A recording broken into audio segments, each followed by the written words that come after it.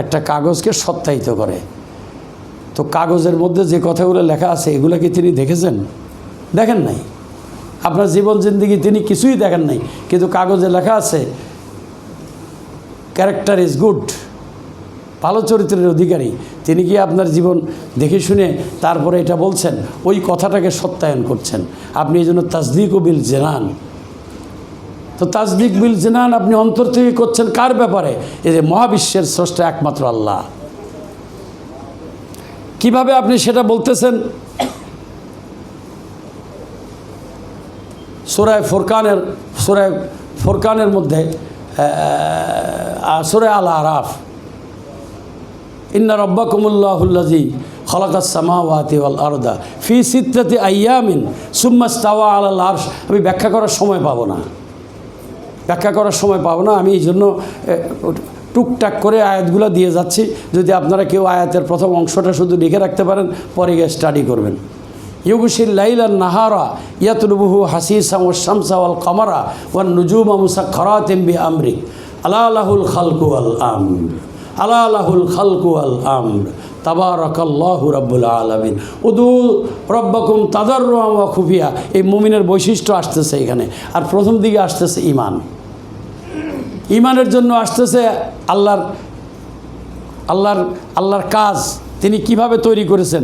এরপরে আসতেছে ইমান, আলা লাহুল খালকু ওয়াল আমর। তারপরে আসছে উদু ইলা রাব্বিকা বিল হিকমাতি ওয়াল মাউইজাতিল হাসানা, তাবারাকাল্লাহু রাব্বুল আলামিন উদু রাব্বাকুম তাদাররুআন ওয়া খুফিয়া ইন্নাহু লা ইউহিব্বুল মুতাদিন ওয়ালা তুফসিদু ফিল আরদি বাদা ইসলাহিহা ওয়াদউহু খাওফান ওয়া তামা ইন্না রাহমাতাল্লাহি কারীবুম মিনাল মুহসিনিন। আমার কথাগুলা তারাই ভালো বুঝবেন যারা এগুলা কিছুটা আগে মোতালেয়া করেছেন, শুনেছেন, তাদের জন্য। এই যে আয়াতটা আমি পড়লাম, দুটা আয়াত, এর শুরুটা দেখেন আল্লাহর কাজ, আল্লাহর ক্ষমতা, আল্লাহর বৈশিষ্ট্য। এরপরে গিয়ে সেখানে আল্লাহ যেহেতু খালেক, এই কারণে তার হুকুম চলবে, যুক্তি দিয়ে তিনি বোঝাচ্ছেন। আরেক জায়গায় তিনি বলতেছেন যে ইয়া মাশারাল জিন্নি ওয়াল ইনসি ইন ইসতাতা'তুম আন তানফুযু মিন আকতারিস সামাওয়াতি ওয়াল আরদি ফানফুযু লা তানফুযুনা ইল্লা বিসুলতান। তুমি তোমার মাতবরি, তোমার ইচ্ছা মতো চলতে চাও, করতে চাও তো করো, আমার এই পৃথিবীর বাইরে গিয়ে আরেকটা বানিয়ে তারপরে করো। লা তানফুযুনা ইল্লা বিসুলতান। এটা পারবা না। যেখানেই যাবে সেখানেই দেখবে যে আমার কর্তৃত্ব এবং আমার আল্লাহর যে কর্তৃত্ব, এই কর্তৃত্বটার দুই ভাগে, একটা হলো তাওয়ান আর একটা হলো কারহান। তাওয়ান বলছেন তো নিজের স্বেচ্ছায়, বা কারহান আপনি করতে বাধ্য। আল্লাহর যে কর্তৃত্ব এটা দুই ভাগে বিভক্ত। একটা হলো একটা হলো ইচ্ছাকৃতভাবে করবে, স্বেচ্ছায় করবে, আরেকটা হলো বাধ্য হয়ে করবে। এই যে ভাগ করা আছে আল্লাহর সৃষ্টির মধ্যে, আপনি দেখেন হাইওয়ানাত এবং নাবাতাত আমাদের এই পৃথিবীতে দুই ভাগে ভাগ করেছে। হাইওয়ানাত বলতে কি বোঝায়? হাইওয়ানাত বলতে বোঝাচ্ছে ওই কুকুরও হাইওয়ান, আমিও হাইওয়ান, ঘোড়াও হাইওয়ান, হাতিও হাইওয়ান, আমিও হাইওয়ান, এই অর্থে হাইওয়ানাত। তার অর্থ আপনি ঘোড়ার মতো কুকুরের মতো হাইওয়ান না, আপনি হলেন হাইওয়ানে নাতেক। আপনার মধ্যে মান্তিক আছে, লজিক আছে, যুক্তি আছে, আপনি হিসাবপত্র বুঝেন এবং সেই হিসাবে আপনি কাজ করেন। এই কারণে আপনি হাইওয়ানে নাতেক, আর এই কারণেই আপনার ইমানের প্রশ্ন। আর যারা হাইওয়ানে গায়রে নাতেক তাদের এগুলো নাই।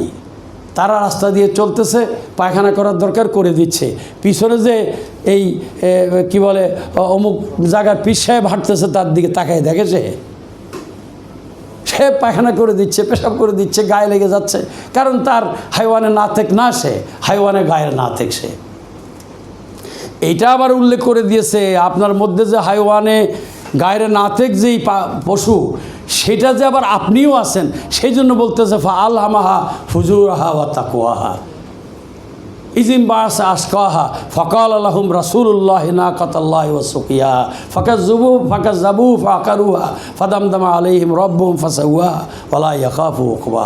এই সূরাটাও ভালো করে পড়ে নিয়েন। তোমাদের মধ্যে অ্যানিম্যালিটি এবং র্যাশনালিটি দেওয়া হয়েছে। ফুজুরি এবং তাকওয়া দুইটা দেওয়া হয়েছে, আখলাকিয়াত এবং গায়রা আখলাকিয়াত দুইটা দেওয়া হয়েছে, নৈতিকতা এবং অনৈতিকতা দুইটা তোমার মধ্যে দেওয়া আছে। তুমি যেহেতু হাইওয়ানে নাতেক, তুমি ওই অনৈতিকতাকে, গায়ের আখলাকিয়াতকে, ফুজুরিয়াতকে, ফুসুদিয়াতকে তুমি জব্দ করে রাখবে তোমার এই কী বলে রেশনালিটি দিয়ে, আল্লাহ ফুজুর আবার তাকোয়া দিয়ে তুমি এটাকে পরাভূত করে রাখবে, সব সময় পরাভূত করে রাখবে। রসুলকে জিজ্ঞাসা করা হচ্ছে সাহস করে, ইয়া রাসূলুল্লাহ, ও কি আপনার কাছেও আসে আপনাকে ফুজুরি করানোর জন্য? হ্যাঁ, আসে, আমার পিছনেও আসে। আমি ওদেরকে তাবে করে রেখেছি, কারণ আমি তাকওয়ার শক্তি দিয়ে ওকে জব্দ করে রেখেছি, আমার উপরে প্রভাব বিস্তার করতে পারছে না। আরেক জায়গায় তিনি বলেছেন, এইটাও যে আমি করি, এটাও আল্লাহর ফজল, আমি নিজে করি না। আলাদাভাবে রসুলের কোনো মোজেজা নাই, একথা বললে আলেমরা খেপে যাবেন আমার উপরে, আমি জানি। আলাদাভাবে শব্দটার সাথে রাখতে হবে। আলাদাভাবে রসুলের কোনো মোজেজা নাই, যেটা আল্লাহ তাকে দিয়েছেন সেটাই। ওমা উতি তুমুল মিনাল ইলমি ইল্লা কালিলা, দলিল, এগুলো সব দলিল। তো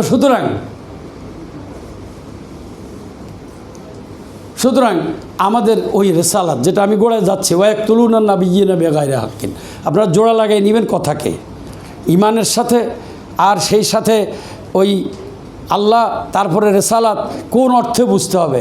আল্লাহকে সৃষ্টিকর্তা হিসেবে যদি আপনি শুধু বলেন ইমান হবে না, প্রমাণ কি? দলিল কোরআন কি বলতেছে? লাইন সাআলতুম মান খালাকাস সামাওয়াতি ওয়াল আরদে লায়াকুলুন্নাল্লাহ। তাদেরকে যদি জিজ্ঞাসা করেন এই আসমান জমিন কে সৃষ্টি করেছে, তোমাকে কে সৃষ্টি করেছে, তারা অবশ্য লায়াকুলুন্নাল্লাহ, দুইটা তাগিদ, লাম এক তাগিদ, পরে তার দিদি আরেক তাগিদ। এইরকম শব্দ কোরআনে খুব কম আছে, কথা ঠিক কিনা হুজুর? তাইলে তারা অবশ্যই বলিবে যে আল্লাহ। তাই আল্লাহকে তারা চিনতো না, এটা তো ভুল কথা। আল্লাহকে তারা চিনতো। দুই এক জায়গায় এমন আয়াতও তারা বলছে, আল্লাহকে রহমান বলছে। কারা? ওই যারা আল্লাহর নবীকে মানে নাই, নবীকে যারা কাজ্জাব বলেছে, জাদুঘর বলেছে, তারা আল্লাহকে আবার রহমান বলেছে। তাহলে আল্লাহকে চিনত না। কিন্তু যেইখানে সমস্যা সেটা অন্য জায়গায়। এই আয়াতটা বিভিন্নভাবে মোট 6 জায়গায় আসছে, নোট আছে এখানে আমার, আমি ওই নোটের দিকে যাওয়ার সময় পাচ্ছি না। একটা তো বললাম, ওয়ালাইন সাআলতুম মান খালাকাস সামাওয়াতি ওয়াল আরদে লায়াকুলুন্না খালাকাহুন্নাল আজিজুল হাকিম। দেখছেন তাদের পরিচয়, আল্লাহকে কীভাবে জানতো?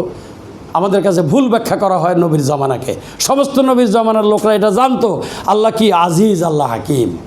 তাদের সাক্ষ্য, তারা বলতেছে আল্লাহ হাকিম, আল্লাহ আজিজ। তাহলে আল্লাহর দুইটা সিফাত তারা জানতো, আল্লাহ শব্দটাকেও তারা জানতো। আল্লাহর নাম তো পৃথিবীর কোনো মানুষ রাখে নাই, মানুষের নাম তো মানুষে রাখে, মাতা পিতারা। আল্লাহর নাম কে রাখছেন? নিজেই নিজের নাম রেখেছেন। এবং তিনি আবার বলেছেন, সেই যে সূরা হাশরের শেষের দিকে আছে,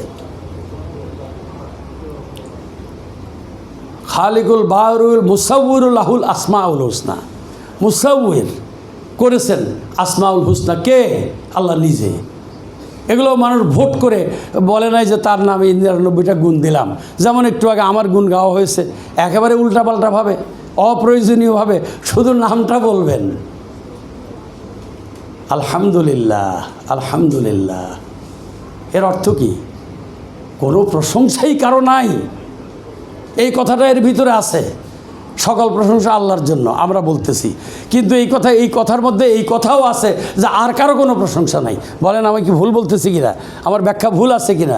একটু কড়া হয়ে যাচ্ছে, তিতা হয়ে যাচ্ছে। যথাসম্ভব এগুলো কম বলবেন। যেটা আমাদের মুফাসসির তিনি যে কথাগুলো শুরুতে বলছেন আলেমদের সম্পর্কে, সেটার সাথে এটা ঠিকমতো যায়, আমার এই কথা মিলে যায়।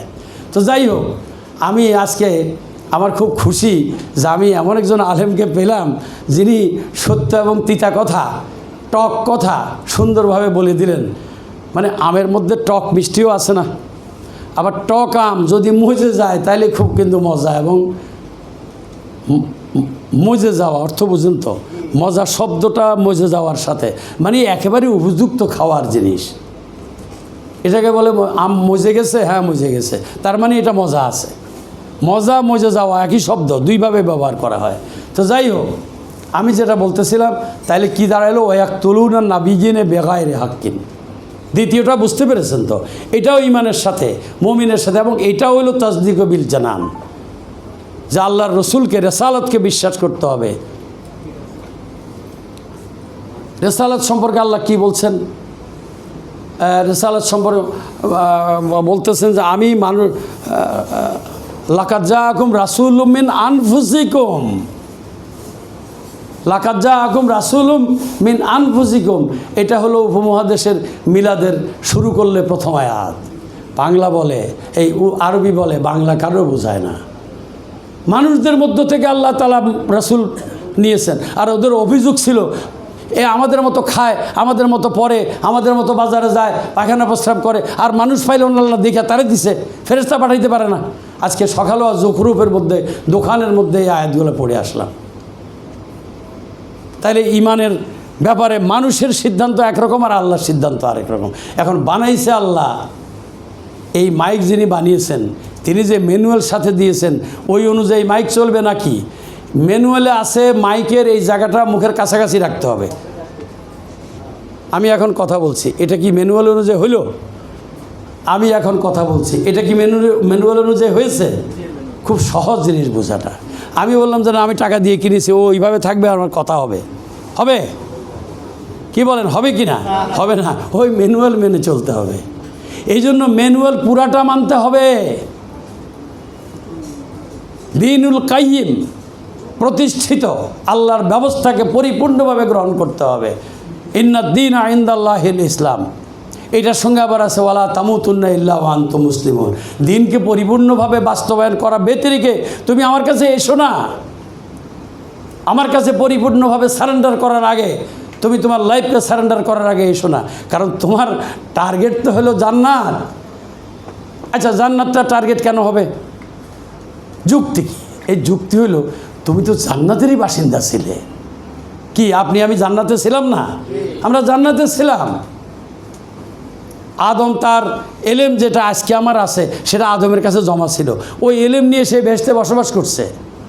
কিন্তু আমি আল্লাহর ওই গন্ধম গাছ ভালো না খারাপ, এটার কেমিক্যাল গুণাগুণ কি, তার মাইক্রোবায়োলজি তার ভিতর কি আছে, ওটা তো আমাদের দরকার নাই। ওটা ভালো জিনিসই হয়তো ছিল, কিন্তু এখানে তরক কি করা হয়েছে, এখানে কি সমস্যা হয়েছে? সমস্যাটা হয়েছে যে আল্লাহর হুকুম মানা হয়নি। মিষ্টি তো খুব ভালো জিনিস। ডায়াবেটিসের ডাক্তার কয় যে তুমি এটা খাইবে না, তার অর্থ কি মিষ্টি খারাপ? হুকুমটা মানতে হবে। আমার কল্যাণের জন্য, আমার ফালাহের জন্য আমার কি লাগবে? অর্ডার মানতে হবে, হুকুম মানতে হবে। কার হুকুম? আল্লাহর হুকুম। কারণ কি? কারণ হচ্ছে ইন্না রাব্বাকুমুল্লাহুল্লাযী খালাকাস সামাওয়াতি ওয়াল আরদা ওয়াশ শামসা ওয়াল কমারা ওয়ান নুজুমা মুসাখখারাতিম বিআমরি আলা লাহুল খালকু ওয়াল আমর। যুক্তি হচ্ছে এই, যেহেতু আমি স্রষ্টা, ম্যানুয়াল আমি দেব, এবং এইটাকে তুমি মানতে হবে তাসদীকু বিল জানান। তারপরে কি? ইকরারু বিল লিসান, মুখে ডিক্লেয়ার করতে হবে। শরম করলে হবে না। আল্লাহর কথা বলবো এই সমাজে, দেশে, এত বড় মিটিংয়ে শরম লাগে। আর তুই বেটা বেঈমানের চাইতো আরও খারাপ। বেঈমান তো কিছু ভালো, ইমানের সাথে সাথে বেঈমান না। তার মানে ইমান না থাকলেও কিছু বুঝে, বেঈমানও না, বেঈমানেরও নিচে। সুতরাং এরপরে কি আসলো? রসুলদেরকে হত্যা করে দিল, মানব না। তাইলে আল্লাহর ব্যাপারে বিকৃতি, রেসালাতের ব্যাপারে অস্বীকার, আরও বহু রকমের অস্বীকারের কথা আছে কোরআনে। আপনারা তো ওই যেটা আমাদের হুজুররা ওয়াজ করেন মসজিদ, এই বিভিন্ন ওয়াজে, যে রাসূলুল্লাহ সাল্লাল্লাহু আলাইহি ওয়াসাল্লাম দাঁড়িয়েছিলেন, ওমর আসছে তাকে হত্যা করবে, তখন সে দেখে যে সে কোরআন শরীফ পড়তেছে নামাজের ভিতরে, ইজাস সামাউন ফাতারাত ওয়াইজাল কাওয়াকিবুন তাসারাত ওয়াইজাল বিহারু ফুজ্জিরাত ওয়াইজাল কুবুরু বুসিরাত আলিমাত নাফসুম মা কাদ্দামাত ওয়া আখারাত। কী সুন্দর কবিতা! মোহাম্মদ লেখাপড়া না করলে কি হবে? সুন্দর কবিতা তো রচনা করতে জানে। কে বলতেছে? মুখে না মনে মনে? মনে মনে বলতেছে, মনে মনে বলতেছে, সাথে সাথে জবাব আসতেছে, ওয়ালা বিকাউলি শাইরিন কালিলাম মা তুমিনুন। না না না না, এটা কোনো কবির কথা নয়। আয়াত পড়তেছে জোরে জোরে, জিবরাইল এসে সাথে সাথে বলে দিয়েছে। ওই নাজিলের সময় তো অনেক রকমের অবস্থা রসুলের হয়েছে, ওই দিন কিন্তু কোনো তকলিফ এবং কষ্ট হয় নাই সালাতের মধ্যে। আল্লাহ তো যে কোনোভাবে যা ইচ্ছা তাই করতে পারেন, যা ইচ্ছা।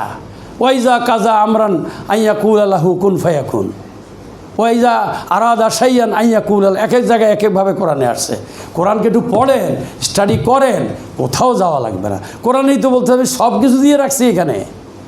রসুল সেটাকে বাস্তবায়ন করে দেখিয়েছেন। বাস্তবায়ন প্রক্রিয়াটা কি হবে এটা আমি রেসালাতের কাছ থেকে নেব, তাহলে আমি বুঝবো না কিভাবে করব। যাকে সবচেয়ে বড় বন্ধু বলা হলো, যে চাইলে পৃথিবীর সব কিছু তার হাতের সামনে চলে আসে। আল্লাহ রসুল বলেছেন যে আমাকে আল্লাহ গোটা পৃথিবী দেখিয়ে দিয়েছেন হাতের তালুতে আয়নার মতো করে। আমি হাত মেলেছি, গোটা পৃথিবী আমার সামনে। তা নাহলে তিনি কিতাবুল ফিতানে যেসব কথা আছে এগুলো বলেন কি করে? তিনি কি দুনিয়া দেখেছেন? 100 বছর 200 বছর পরে কি হবে এটা কি মুহাম্মদ জানতো? নবী মুহাম্মদ জানতো, জানানো হয়েছে। ওমা উতিতুম মিনাল ইলমি ইল্লা কালিলা। মিলাইবেন একটার সঙ্গে একটাকে, একটার সঙ্গে একটাকে মিলাইবেন। দেখতো, জানতো, তাকে সেটা দেওয়া হয়েছে। এবং সেই রেসালাত চাইলে পৃথিবীর সব কিছু দিতে পারতেন। তিনি অর্থমন্ত্রী ছিলেন, জিনিসপত্র আসছে লিস্ট করে, যার যার দরকার জরিপ করে আগেই রাখা আছে, সবাইকে পাঠিয়ে দিয়েছে। স্ত্রীরা ঘরে বসে আছে, আজকে খাজানা অনেক ভরপুর, আমরা তো কিছু পাবো। রসুল ভিতরে ঢুকছে, আমাদের জন্য কি আনছেন? ইমান, মুমিন, সব কথার মধ্যে কিন্তু এটা খুঁজবেন। উনি তো সাহাবীদের ইমান বলছে, আমি এইখানে বলতেছি রসুলের ইমান, রসুলের স্ত্রীদের ইমান। তারপরে বলতেছে যে আমাদের জন্য কি আনছেন, এটা দরকার ওইটা দরকার। আজকে তো অনেক কিছু আসছে, তো বলে তোমাদের জন্য কোনো কিছুই আনা হয় নাই, যেহেতু তোমাদের চাইতে আরও বেশি দরকারি যারা, তাদের জন্য পাঠানো হয়েছে। আর রসুলের ঘরে খাবার জোটানো ডেলি প্রয়োজন নাই, এটা কি হয়? কিন্তু রসুল দেখছেন তার চাইতে আরও প্রয়োজনীয় আছে, প্রায়োরিটি সেখানে। সেই প্রায়োরিটি মোতাবেক ওই দিয়ে দিয়েছেন। এখানে আরেকটা বিখ্যাত হাদিস আছে, যেটা হযরত আবু হুরায়রা থেকে আসছে, এবং যেটা আমাদের ওয়াইজিনরা সব জায়গায় বলেন, ব্যাখ্যা ভুল হয়। সেই হাদিসটার কথা কি আপনাদেরকে বলবো একটু? কি বলেন, বলবো? এই হাদিসটা আপনারা সবাই জানেন, হাদিসের মতন জানেন না, কিন্তু টেক্সট জানেন না, কিন্তু এর ঘটনা জানেন, এবং জানেন রসুলের মুজিজা হিসাবে। রাসূলুল্লাহ সাল্লাল্লাহু আলাইহি ওয়াসাল্লামের একটা সুন্নত ছিল। এখন সুন্নত বলতে আবার অন্যরকম ব্যাখ্যা করে, কিন্তু সুন্নত শব্দটাও ব্যবহার করা ছেড়ে দিয়েছি। অন্যায় করছি, আমি জানি, জুলুম করছি। এটা হলো, আমি বলি রাসূলের ব্যবহার ছিল, কর্মকাণ্ড ছিল। কর্মকাণ্ড আর সুন্নত কি এক কথা না হুজুর? সুন্নাহ এবং কর্মকাণ্ড তার যে জীবনী, তার কাজ। তাইলে সেই সুন্নতটা কী ছিল? তিনি জোহরের নামাজ পড়ে, এশার নামাজ পড়ে, এই দুইবার নামাজ শেষ করে হুজরার দিকে যাওয়ার আগে খোঁজ নিতেন, মানে খায় নাই এরকম কেউ আছে কি না। কিছুতে এমন ছিল যাদের ঘর নাই, বাড়ি নাই, মেসেও জায়গা হয় না, এখানে সেখানে শুয়ে থাকতো, তাদের খাওয়াটা হয়েছে কি না। একদিন জোহরের নামাজের সময় খুঁজে দেখে যে কে যেন একটু দরজার কিনার থেকে ওইদিকে পালিয়ে গেল। এগিয়ে বলল যে, ও আবু হুরায়রা তুমি? এখানে তো শক করার, আশঙ্কা করার যথেষ্ট কারণ ছিল যে রসুলের ইজ্জতের হানি হয়েছে। না, সে একটু সরে গেছে এই জন্য যে আমার দেখলেই তো ডাকবে, খাইতে আসো, ওনার ঘরেই কিছু থাকে না, আমারে আবার ডাকবে, এটা ও আবু হুরায়রা, মানে ওই কারণে তিনি একটু সরে গেছেন যেন আমাকে না দেখে। দেখেন, ব্যাখ্যা তো এইভাবে করা হয় না। আসো, বুঝতে পেরেছি তোমাকে আজকে কেউ নিয়ে যায় নাই। রেওয়াজটা এরকম ছিল, সাহাবী যাদের ঘর বাড়ি ছিল, চুলা ছিল, তারা সকলেই একজন দুজন করে জোহরের নামাজের পরে খাওয়ার জন্য নিয়ে যেত। রসুল ফাইনাল চেকিং দিতেন এরপরেও কেউ রয়ে গেছে কিনা। রেসালাতে রাব্বি, রেসালাতে রাব্বি, leader of the civilisation, leader of the কওম, জাতির নেতা, সে খবর নিবে কে ক্ষুধার্ত আছে। আর আজকে নয়, আজকে যে 1100-1200-13 বছরে যে খেলাফতের চাকা যে থেমে গেছে, ইঞ্জিন যে নষ্ট হয়ে গেছে, সে নষ্ট ইঞ্জিনের সময়ের মধ্যেও এরকম কিছু কিছু আছে, পাওয়া গেছে। তারপরে আবু হুরায়রা বলল, চুপ করে রয়েছে যে আমি খাই নাই, বুঝতে পেরেছে, আসো, আচ্ছা আমি যাচ্ছি, তুমি দেখো তোমার মতো আর কেউ আছে কিনা। আবু হুরায়রা মনে মনে বলে যে রসুলের ঘরে তো সাধারণত খুব কমই থাকে, তো আমি তো নিলে আমি কিছু ভাগে হয়তো পাইতাম, আমারে বলে আর কেউ আছে কিনা দেখো, তার মানে অবস্থা খারাপ। দেখে কয়েকজনকে ডেকে নিয়ে আসলো। রসুলের অর্ডার তো আবার তিলে তিলে পালন করতে হয়, একদম পরিপূর্ণভাবে 100% পালন করা লাগে। কারণ হলো রাসূলুল্লাহ সাল্লাল্লাহু আলাইহি ওয়াসাল্লাম বলছেন যে আমরু আমারানি খামসুন, রাখেন হাদিসটা আমি বলি, জি মতনটা ঠিক মতো না বললে তো আবার হবে না। ইন্নি আমরুকুম বিখামসিন, কি ওয়াল জামা ওয়াস সামা ওয়াল ইতা ওয়াল জিহাদ। তাইলে তিনি রসুলের হুকুম সেভাবেই পালিত হবে, কারণ এটা তো রসুলের জামাতের লোক আবু হুরায়রা, তার প্রশিক্ষণ, তার তারবিয়াত ওইভাবেই গড়ে উঠেছে এবং সেইভাবেই সে হুকুম মতো সবাইকে ডেকে নিয়ে আসছে। ডেকে নিয়ে আসার পরে ঘরের দিকে আওয়াজ দিয়ে বলে, আজকে কি আছে? বলে যে আজকে শুধু লবণ, দুধ নিয়ে আসো। আনলো, আনার পরে আবু হুরায়রাকে বলল, তুমি সবাইকে খাওয়াও। আবু হুরায়রা বলে, এক গামলা দুধ, লোক 8-10 জন, এরা তো আমার চাইতে আরও বেশি ক্ষুধার্ত, একজনে টান দিলেই তো শেষ, আজকে আমার আর হবে না। খাওয়াচ্ছে আর ভালো করে তাকাচ্ছে আছে কি না, দেখে যে না আছে। আরেকজনকে খাওয়ায়, দেখে যে আছে। এবার আশার আলো আস্তে আস্তে জাগতেছে। শেষ ব্যক্তিকে খাওয়ানো যখন শেষ হয়ে গেল, রাসূলুল্লাহ সাল্লাল্লাহু আলাইহি ওয়াসাল্লাম জিজ্ঞাসা করলেন যে আবু হুরায়রা আরও কি আছে? বলে যে আছে। বলে যে তুমি খাও। আবু হুরায়রা বলল, আমার এই গর্দান যার হাতে তার কসম, আপনি রসুল না খাইলে আমি খাবো না। এ তো আবু হুরায়রা তো বিপদ ঘটাই দিল। এরপরে আবু হুরায়রাকে কাছে টেনে রাসূলুল্লাহ সাল্লাল্লাহু আলাইহি ওয়াসাল্লাম মাথায় এবং পিঠে হাত বুলিয়ে দিয়ে বলতেছে, ইয়া আবা হুরায়রাতা সাকিল কাওমে আখিরুহু। এটা হলো হাদিসের শেষ কথা। হে আবু হুরায়রা, জাতির যারা নেতা হবে, বন্টনকারী হবে এই খাজানার সম্পদের, তারা নিবে সবার শেষে। রিসালাতের ঈমান, নেতৃত্বের ঈমান। এখন ওটা কোথাও নাই, এমনকি আমাদের মধ্যেও খুব বেশি নাই। খাবার দেওয়ার সময় আপনারা এই টেবিলে আগে দিবেন, ঠিক না? এটা দিবেন না। আমাকে আগে দিবেন, এটা দিবেন না।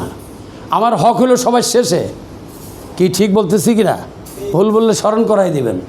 আমাদের মধ্যেও তো ওই তাসিরটা আনতে হবে, তা নাহলে আমার মধ্যে ওই কি বলে, যার কথা উনি মুসাফের কথা বলছেন, আরেকজন সাহাবী আছে খুব গুরুত্বপূর্ণ, তার নামও সকলেই জানে বেশিরভাগ, আব্দুল উজ্জা। উজ্জা কি বুঝেন তো? লাত, মানাত, উজ্জাত, এগুলো চিনেন তো? বড় বড় যে খোদাগুলো ছিল কাবা ঘরে, তাদের নাম ছিল এগুলা। তো আব্দুল উজ্জার মা বাবা খুব ধার্মিক ছিলেন, তখনকার সময়ের জন্য দিনদার ছিলেন। ওই সমাজের দিনদার ব্যক্তিদের একজন ছিলেন, যার ফলে ছেলের নাম আব্দুল উজ্জাত রাখছে।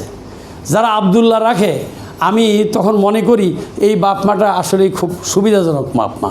আবদুল্লাহ রাখছে, আব্দুর রহমান রাখছে, আল্লাহর নামের সাথে অর্থের এমন যোগসূত্র করে নাম রাখছে যেটা দেখলেই বোঝা যায় যে মাতা পিতা অথবা যার কাছে গিয়ে নামটা নিয়ে আসছে তিনি আল্লাহর দিনের কাছাকাছি থাকা মানুষ।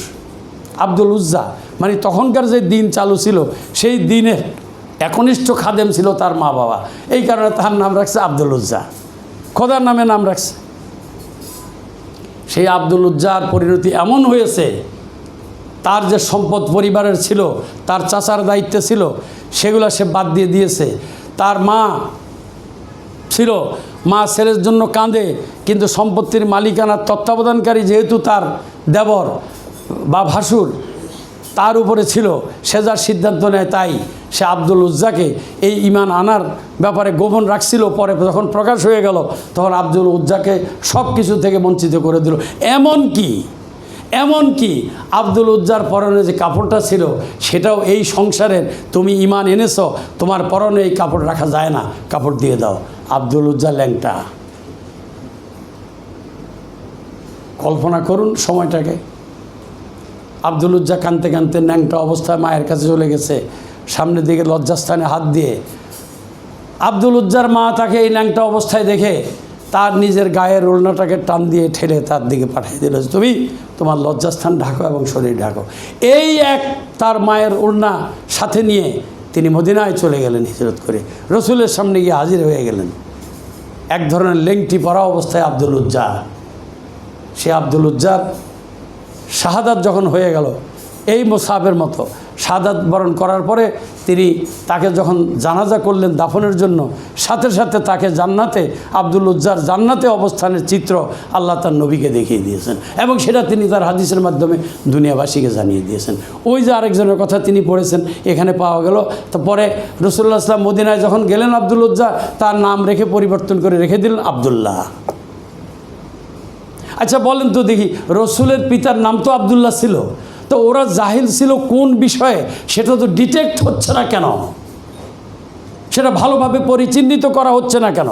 ইমানকে কেন লুকোচুরির চোরাবালিতে ফেলে দিচ্ছি আমরা? আব্দুল্লাহ নাম যদি রাখতে পারে তখনকার সময়ের লোকেরা, তাহলে তারা আল্লাহকে জানতো না, জাহিল ছিল, এটা আমরা কিভাবে বলি? আমরা ঠিক মতো পরিস্থিতির জায়গা নিতে পারি নাই। পর্যালোচনা পরীক্ষা করে সমস্যাটা তখনকার কী ছিল এবং আজকের সমস্যা কি, এক সেম। আমি এবার আসি তৃতীয় কথায়, সেটা কি? ওয়াইহার রিফুন আল কালিমা। যে অভিযোগ, চারটা অভিযোগের কথা বলেছি না, বারবার গোড়ায় যাচ্ছি, খেয়াল রাখবেন আপনারা, একটা সময় একটা মনে রাখবেন। আমার সময় থাকলে আমি একজন করে নিয়ে এসে আমার বক্তব্যের আর ওনার বক্তব্যের সারমর্ম দেওয়ার জন্য দুই ভাগে ভাগ করতাম। আজকে আপনাদের ওটার মধ্যে সময় নাই। একটা সময় রাখবেন সমস্ত প্রশিক্ষণের পরে 1-1.5 ঘন্টা রাখবেন, বিষয়বস্তুর উপরে লটারির মতো 5জন করে ভাগ করে দিবেন। এই 5 জন বলবে যে অমুকের এই লেকচারের কী বক্তব্য হয়েছে সারমর্ম বলেন, অমুকের এই বক্তব্যের বিষয়ের উপরে কি হয়েছে আপনারা এই 10 জন বলবেন, অমুকের কি হচ্ছে, এভাবে 5, 6, 7, 8, 10 জন করে ভাগ করে দিয়ে বিষয়বস্তু দিয়ে এক থেকে পূজা ছাড়া একটা আয়াত তেলাওয়াত করা যাবে না। কারণ আপনি তো কোরআন বাস্তবায়নের জন্য রসুলের কাছ থেকে হিকমত শিখবেন, তো সেই হিকমত কোথার থেকে আসবে? আয়েশা বলতেছে, তোমরা কি কোরআন পড়ো নাই? কোরআনই তো রসুলের জীবন।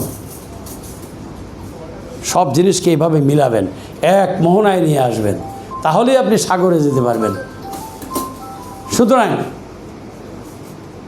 তারপরে কি দাঁড়াইলো? ওই যে আপনাদেরকে বললাম ওয়ায়াকতুলুনা নাবিয়্যানা বিগাইরি হাক্কিন, সেই কথাটাই তিনি তার তাফসীরে আজকে বলেছেন। এখানে একজন হাবিব নাজ্জারের কথা বলেছেন, কিন্তু এর দ্বারা সমস্ত নবীদের কথা বলা হয়ে গেছে। কাইয়্যিম মিন নাবিয়্যিন কাতালা মা'হু রিব্বিয়্যুনা কাসীর, সব নবীদেরকে করেছেন।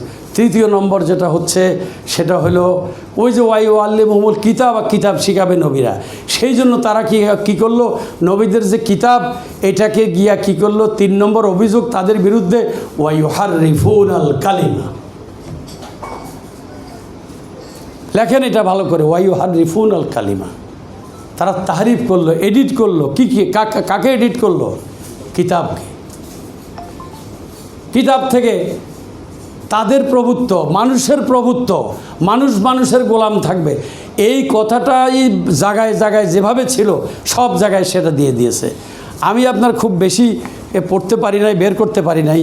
আমি ধরেন এখানে কত পাতা, একটা বাইর করছি আমি, তাতে আমার 100টা জায়গা থেকে বাইর করেছি যে সেখানে আল্লাহর কর্তৃত্ব এবং আল্লাহর উলুহিয়াত সম্পর্কে বলা হয়েছে। দেখেন খুব মজার ব্যাপার এই কিতাবের, যে আল্লাহ তাআলা তার পরিস্থিতি বুঝাতে চাচ্ছে, আপনার সঙ্গে ইমানকে যুক্ত করেছে যেই কথাটা দিয়ে, সেই কথাটা হচ্ছে লা ইলাহা ইল্লাল্লাহ। কি সময় শেষ? কইছি না 1.5 ঘন্টা দিবেন, 1.5 ঘন্টা হয়ে গেল। আমি তো এখন অর্ধেকও যাইতে পারি নাই, অর্ধেকও যাওয়া গেল না। আচ্ছা যাই হোক, ওটাকে মানতে হবে, এই নিজামকে মানতে হবে, ব্যবস্থাপনাকে মানতে হবে। আল্লাহর ব্যবস্থাপনার পরে কি? আতিউল্লাহ ওয়া আতিউর রাসূলা ওয়া উলিল আমরি মিনকুম, এরা এখানে বসে আছে উলিল আমর হয়ে, তো এখানকার নিজামটাকে আমাকে মানতে হবে। সুতরাং তাহলে কি দাঁড়াইলো? কোরআনের সব আল্লাহর সঙ্গে ইমানের যে চুক্তি, যে হলফনামা, যে ডিড অফ ডিক্লারেশন যেটাকে আমরা বলতে পারি, ডিড অফ ডিক্লারেশন তো বুঝেন, সেটা কি? কালিমাতুন তাইয়্যিবাতুন, আয়াত আছে না একটা, কাশাজারাতিন কালিমাত তাইয়্যিবা, সেটা কি? সকলেই জানে, লা ইলাহা ইল্লাল্লাহ। এটা হচ্ছে আমাদের সঙ্গে ইমানের কোড অফ কন্ডাক্ট। এটা হচ্ছে আমাদের ইমানের ওই যে তাসদিকু বিল জানান, আল্লাহকে ইলাহ হিসাবে মানতে হবে। আল্লাহকে ইলাহ হিসাবে মানার মধ্যে এই ইলার মধ্যে রব আছে, ইলার মধ্যে খালেক আছে, এ সব কিছু আছে, 99 যা কিছু সব কিছু কিন্তু ইলার মধ্যে আছে। একটা আল্লাহর নাম ইলাহ, আল্লাহর ক্রেডিট, আল্লাহর গুণাবলী। আপনাকে আল্লাহ বলছে আমাকে ইলাহ হিসাবে মানো। স্রষ্টা হিসাবে মানতে পৃথিবীতে কখনোই মানুষের কার্পণ্য ছিল না। তারা স্রষ্টা হিসেবে সকলেই মানত। আল্লাহ সর্বশক্তিমান, পোস্টারের উপরে লেখা থাকে দেখবেন। যারা আল্লাহকে মানে না, যারা মুশরিক, তারাও বলে আল্লাহ সর্বশক্তিমান। ওই সময়ও বলেছে এটা। আমাদের কাছে ভুল মেসেজ আসছে, ওই সময় তারা আল্লাহকে চিনতই না। আল্লাহকে চিনত ভালো করে। এবং রসুল আল্লাহ তাআলা বলতেছেন, হে রাসূল, তুমি কেন তাদেরকে নিয়ে এত চিন্তা করো? তুমি তোমার মনের ভিতরে এটা যে তুমি আমাকে চিনাইতে পারলা না তাদের কাছে, তারা আমাকে ওইভাবে চিনে যেইভাবে তারা তাদের সন্তান সন্ততিদেরকে চিনে। কোরআনের মধ্যে আয়াত আছে না? তার মানে হচ্ছে তাদের আপত্তি ছিল, তাদের সঙ্গে বিরোধ ছিল একটা কথাতে, আল্লাহর নিজাম মানব না, আল্লাহর ব্যবস্থাপনা কবুল করব না। এখনও সেই অবস্থা চলতেছে। নামাজ নেব, রোজা নেব, রোজার মাসে কখন ইফতার করলে ঠিকমতো হবে, কত রকমের ক্যালেন্ডার দেখে, কত হুজুরের কাছে যায়, ইফতার করেও আবার কয় আমি অমুক অতটার সময় করছি, ঠিক আছে তো হুজুর। মানে রোজার সমস্ত আহকাম, আমি রোজার কি আহকাম, দুই রকমের আহকাম আছে। একটা হলো তার নৈতিক আখলাকি আহকাম, আর একটা তার ফিজিক্যাল আহকাম। ফিজিক্যাল আহকামের ব্যাপারে আমরা খুব পটু। এবং নামাজ, অজুর কিভাবে করতে হবে, খিলাল লাগবে কি লাগবে না, 20 বছর পর্যন্ত খিলাল ছাড়া ইমাম আবু হানিফা অজু করে নামাজ পড়েছেন, পরে আবার সেই 20 বছরের নামাজ দৌড়াইছে। এটাও আমাদের কাছে খুব মজা এবং ভালো জিনিস। এটা ভালো, খারাপ না, কিন্তু মূলকে বাদ দিয়ে এটাতে গেলে তো হবে না। আবু হুরায়রা কি আপোস করেছিলেন? করেন নাই। তিনি আপোস করেন নাই। আপোস করলে তাকে জেলে মারা যেতে হতো না। ইমাম হাম্বল আপোস করেন নাই বলে তাকে ঘোড়ার লেজের সাথে বেঁধে দিয়ে তারপরে তাকে অত্যাচার করা হয়েছে। ইমাম শাফিকে কিভাবে অত্যাচার করা হচ্ছে, আমি এই জন্য এই কথাগুলো বলি, এটা বিষয় না আমার, কিন্তু বোঝার জন্য যাতে আমার কথার মধ্যে ভুল মেসেজ না যায়। তাইলে ওয়াইহারিফুনাল কালিমা, তারা আল্লাহর কিতাবকে পরিবর্তন করেছে। এই কারণেই মুসার ব্যাপারে ফেরাউন বলেছে, এন্নি আখাফু আন ইউবাদদিলা দীনাকুম, দিন পরিবর্তন করে দিবে, ম্যানেজমেন্ট পরিবর্তন করে দিবে। দেখেন, ব্যাংকের ম্যানেজারদের চারিপাশে কিন্তু এই রকমের ওয়াল থাকে না, কি থাকে? গ্লাস থাকে। খেয়াল করছেন? কারণ সে শাসক না, সে ম্যানেজার। পৃথিবীতে রসুলরা শাসক না, তাদের নাম দেওয়া হয়েছে খলিফা, খেলাফত, প্রতিনিধিত্ব। কার প্রতিনিধি? আল্লাহর প্রতিনিধি। সুতরাং এখানে শাসক, প্রশাসক, রাষ্ট্রপ্রধান, তারপরে হাবি জাবি এই সমস্ত লাগানো হয়েছে, ওই শয়তানি খেয়াল থেকে লাগানো হয়েছে। মানুষকে শাসকের পর্যায়ে নিয়ে আসা হয়েছে, অথচ মানুষ তো শাসক না, শাসক তো একজন। মানুষ তো তার প্রতিনিধি হিসাবে ম্যানেজার মাত্র, চারিদিকে তাকিয়ে থাকবে। রসুলদের কাজ হলো সারা দিকে তাকিয়ে থাকা এবং সকলকে ম্যানেজ করা। এই জন্য ম্যানেজারের মতো রসুলদের চারপাশে কিছুই ছিল না, খোলা জানালা। রসুলের ঘরের দরজা ছিল কিসের? চামড়ার পর্দা। রসুলের প্রস্রাব কিভাবে করতেন সেটাও তো আসছে, নাকি আসে নাই? কিভাবে ঘুমাইতেন, তার গায়ের রং কেমন ছিল, গায়ে গন্ধ ছিল কি ছিল না, সব কিছুই তো আমাদের খোলা, সব কিছু খোলা। সুতরাং সেইখানে সমস্যা যে তারা কিতাবকে তারিফ করেছে সুবিধা মতো, তারা তাদের শাসন শোষণ, মানুষকে গোলাম করে রাখা। লা ইলাহা ইল্লাল্লাহ মানি মানুষ স্বাধীন হওয়া, মানুষ আজাদ হওয়া। মানুষ যতদিন পর্যন্ত মানুষের গোলামি থেকে মুক্তি না পাবে, আজাদি না পাবে, ততদিন পর্যন্ত মানুষের এই দুনিয়ার অগ্রগতিও মিশা, আখেরাত তো 1000 গুণে মিশা। বুঝতে পারছেন তো? তো সুতরাং তাদেরকে কিতাবকে তাহরিফ করা লাগবে। এখন কিতাবকে তাহরিফ করা হচ্ছে, লফজি কিতাবকে তাহরিফ করতে পারছে না, কিন্তু এর ব্যাখ্যাতে গিয়া তাহরিফ করে ফেলতেছে। 4 নম্বর কথা বলে শেষ করি। কি বলেছি? ওয়াইহারিফুন আল কালিমা, এই তো। এর ফলে হচ্ছে ওয়ায়ুফসিদুনা ফিল আরদ। সেই কাল থেকে এই কাল ওরাই গোটা পৃথিবীটাকে ফাসাদের মধ্যে, ফিতনার মধ্যে, সংকটের মধ্যে ফেলে দিয়েছে। আজকের সংকট পৃথিবীতে ফাসাদের সংকট। আর ফাসাদের সংকট মানেই হলো ওয়ায়ুফসিদুনা ফিল আরদে। এই খারাপ ফাসাদের সংকট মানেই হলো ওয়াইহারিফুন আল কালিমা, সেকুলারিজম। ওয়াইহারিফুন আল কালিমা আফাতুমিনুনা বিবাযিল কিতাবি ওয়া তাকফুরুনা বিবায ফামান ইয়াফআল যালিকা মিনকুম ফাউলাইকা হুমুল কাফিরুনা যালিমুনা, এগুলা। আর জালেম শব্দের অর্থ আমরা মনে করি অত্যাচারী। জালেমের ব্যাখ্যার মধ্যে এই কথাটা পরিষ্কারভাবে আছে। আপনারা আজকে হয়তো নতুন শুনবেন কিনা আমি জানি না। জালেমকে মুশরিক বলা হয়েছে।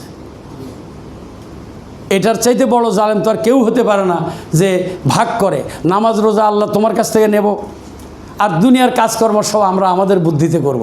আচ্ছা, এইটা যে শিরক, এটা কি আমরা বুঝি? আমার এই জাতির সামনে আমি নিতে পেরেছি? এই যুব মজলিসের লোকরা কি এটা বুঝে না? ভালো করে বুঝে নাই। এটা মাথায় আনতে হবে। এটা ইমানের অংশ, এটা ইমানের অংশ। আর মুমিনের গুণাবলী কি, সেদিকে তো যাইতেই পারলাম না। আয়াত অন্তত বোধহয় 20-30টা আছে। ওনারা বলতে দিলে উনি আরও বাইর করতে পারতেন। আর যে বললাম ইমানের মূল যে বিষয় লা ইলাহা ইল্লাল্লাহ, এটা কোরআনের মধ্যে আমার দেখা মতে 100 জায়গায় আসছে, আরও বেশি আছে, আরও বেশি আছে। যত জায়গায় রব আছে ওইটাও ইলা দিয়ে ব্যাখ্যা করতে হবে, যত জায়গায় ইবাদত আছে তত জায়গায় আবার ব্যাখ্যা করতে হবে। এরকম হলে অন্তত 300 জায়গায় পাওয়া যাবে। আমাদের এখানে আলেমরা ব্যাখ্যা করেন, ছোটোবেলায়ও কিতাবে পড়ছি, এখনও পড়ি, বাংলায় পড়ানো হয়, আল্লাহ ছাড়া কোনো মাবুদ নাই। এটা হলো আমাদের লা ইলাহা ইল্লাল্লাহর অর্থ করা হয়। অনেক ঘুরে ফিরে নিয়ে আসতে হবে আপনাকে। আর সমস্যা হলো এবাদত বলতে তো আমাদেরকে নামাজ রোজা বোঝানো হয়েছে, জিকির আজকার বোঝানো হয়েছে, তাসবিহ তাহলিল। এই 4টার বাইরে কোনো এবাদত আছে? এটা কি মানুষ বিশ্বাস করে? বড়দের এইটুকু বিশ্বাস করে, গরিবরে খাদ্য দাও, এতিমরে পোষণ করো, সদকা দাও, এগুলো বোঝে। এর বেশি তো আর কিছু বোঝে না। সুতরাং আমরা করব বাকিগুলা, নামাজ রোজা হজ জাকাত আল্লাহর কাছ থেকে নেব, আর বাকিগুলাতে আল্লাহর দখল নাই। গোটা পৃথিবী, বাংলাদেশ, পাকিস্তান, ইন্ডিয়া থেকে গোটা 57টা মুসলিম দেশ, সবগুলো আল্লাহকে বিদায় করে দিয়েছে তাদের জিন্দেগি থেকে, নির্বাসনে পাঠিয়ে দিয়েছে। আল্লাহ বরদাস্ত করে পৃথিবীতে রেখেছেন, যেহেতু তার মোকাদ্দার আছে যে পৃথিবীকে কতদিন রাখবেন। এবং শেষ কথা বলি, এই কাজটির এই যে সমস্যাটা, সংকটটা, এটা নতুন কিছু না। এটা হযরত নূহ থেকে শুরু হয়েছে, একেবারে শেষ এখন পর্যন্ত, আজকের দিন পর্যন্ত এটা আছে। আমাদের নিজাম চলবে, আমরা 350 জন। এই 350 জন কি কম বুঝি? নামাজ রোজা মাদ্রাসা হুজুরদের মসজিদের কাছ থেকে নাও, আর বাকি গোটা জীবন আমাদের ব্যবস্থাপনায় চলবে। আল্লাহ বলতেছেন আবার আইতা মানিত তাখজা ইলাহাহু হাওয়াহু। এটার আয়াতটা বলে দিলে, আয়াত নম্বরটা, আপনারা এটাকে খুঁজে বাইর করতে সহজ হবে। আমি লিখছিলাম, এটা কেউ বলতে পারবেন? আবার আইতা মানিত তাখজা ইলাহাহু হাওয়াহু,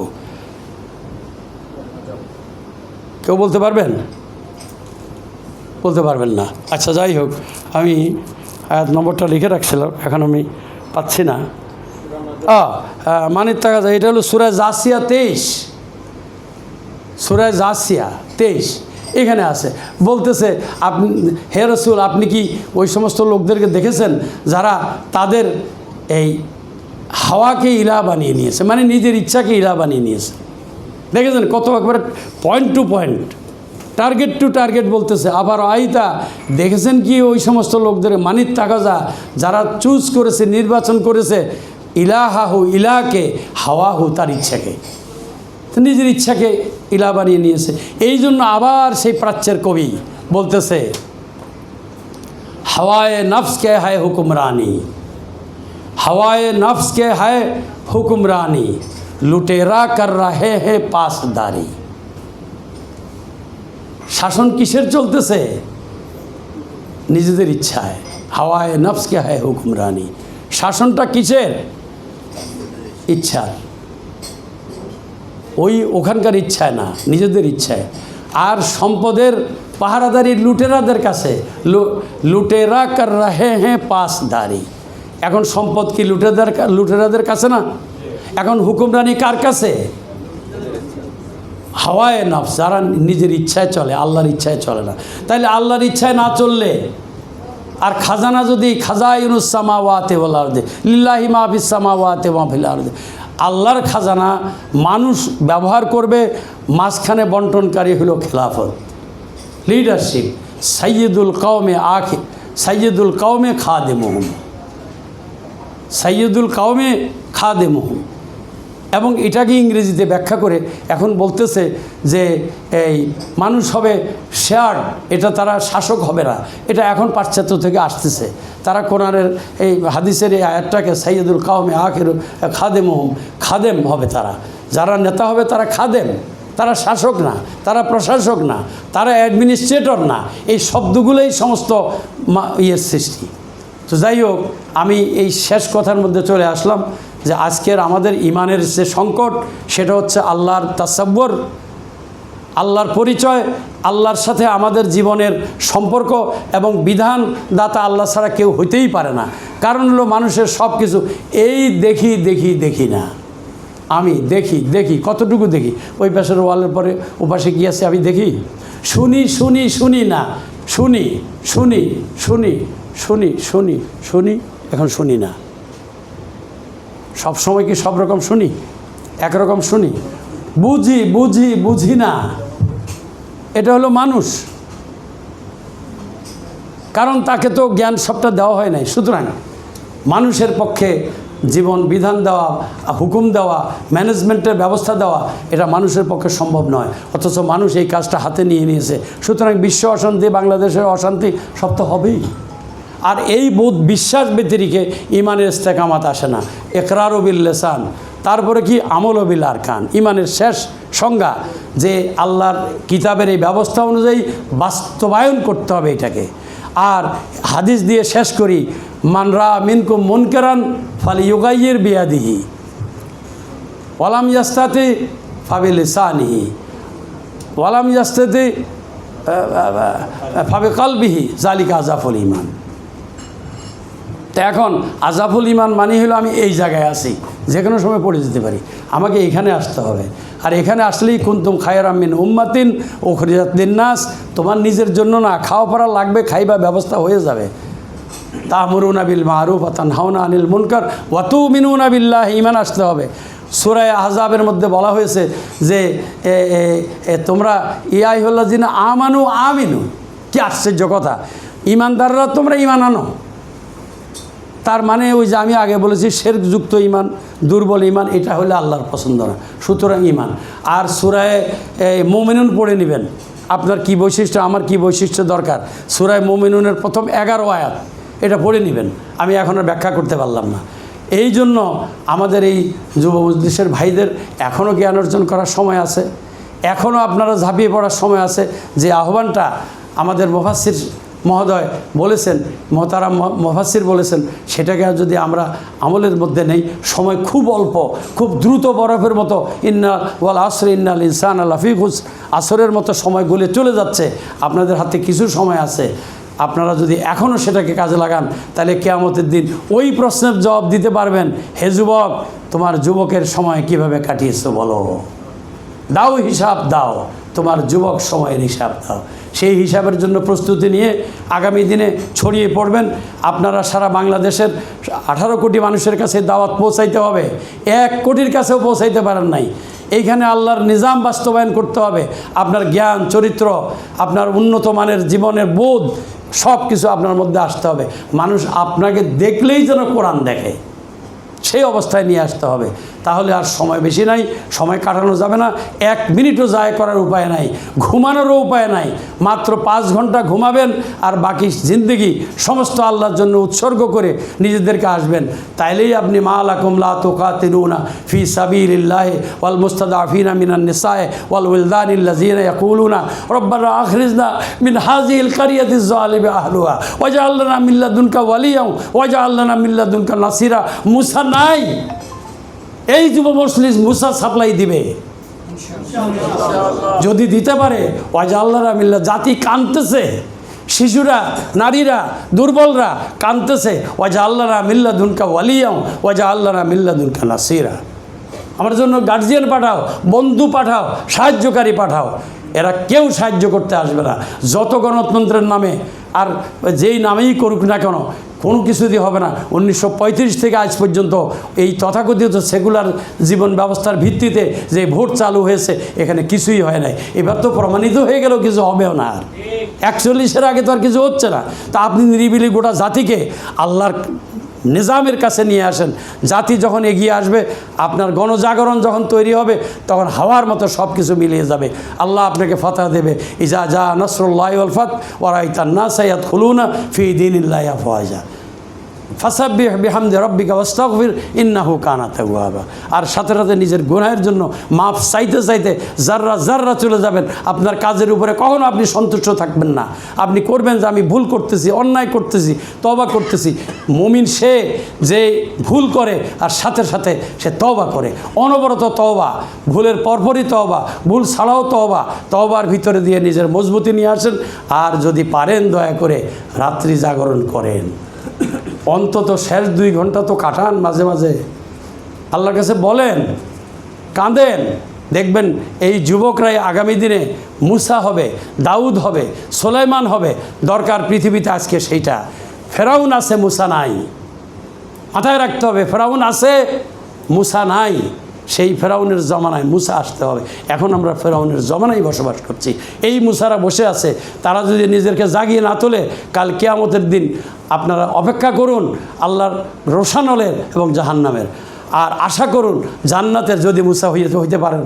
ওয়া আখিরু দাওয়ানা আলহামদুলিল্লাহি রাব্বিল আলামিন।